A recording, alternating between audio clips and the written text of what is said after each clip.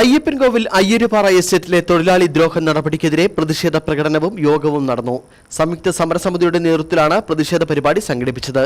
തൊഴിലാളികളുടെ സമരപ്രഖ്യാപനത്തിന്റെ ഭാഗമായി മേരികുളത്ത് നടന്ന പ്രതിഷേധ യോഗം CITU ജില്ലാ സെക്രട്ടറി KS മോഹനൻ ഉദ്ഘാടനം ചെയ്തു.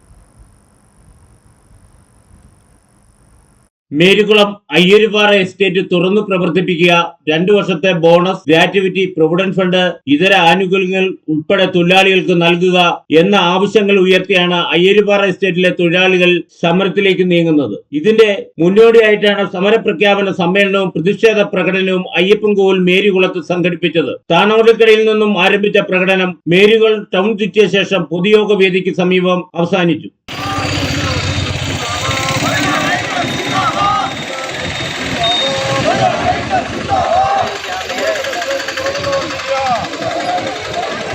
പ്രകടനത്തിന് ശേഷം നടന്ന പൊതുയോഗം CITU ജില്ലാ പ്രസിഡന്റ് KS മോഹനൻ ഉദ്ഘാടനം ചെയ്തു.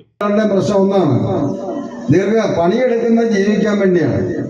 ആ ജീവിക്കാൻ വേണ്ടി പണിയെടുക്കുന്ന തൊഴിലാളിക്ക് പണിയെടുത്തതിന്റെ കൂലിയും ആനുകൂല്യങ്ങളും ഇതുവരെ കിട്ടിയിട്ടില്ല. അതാ പ്രശ്നം.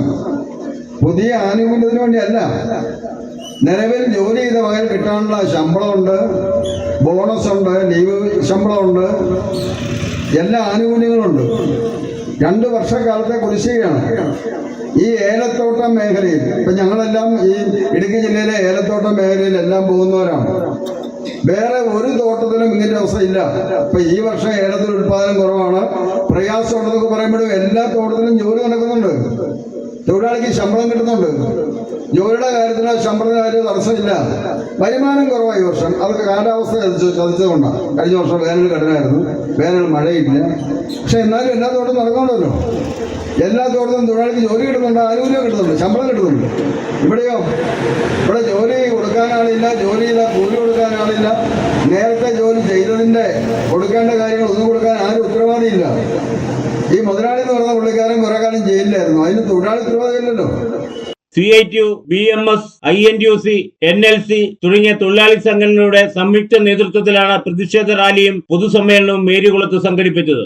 NLC ജില്ലാ പ്രസിഡന്റ് KT മൈക്കൽ പരിപാടിയിൽ അധ്യക്ഷത വഹിച്ചു. K Saneesh, K Soman, Shahul Hameed, B Vijayan, PP Shaji എന്നിവർ സംസാരിച്ചു. നിരവധി നേതാക്കളും തൊഴിലാളികളും പ്രകടനത്തിലും പൊതുയോഗത്തിലും പങ്കെടുത്തു. Idukki vision news, Ayyappancoil.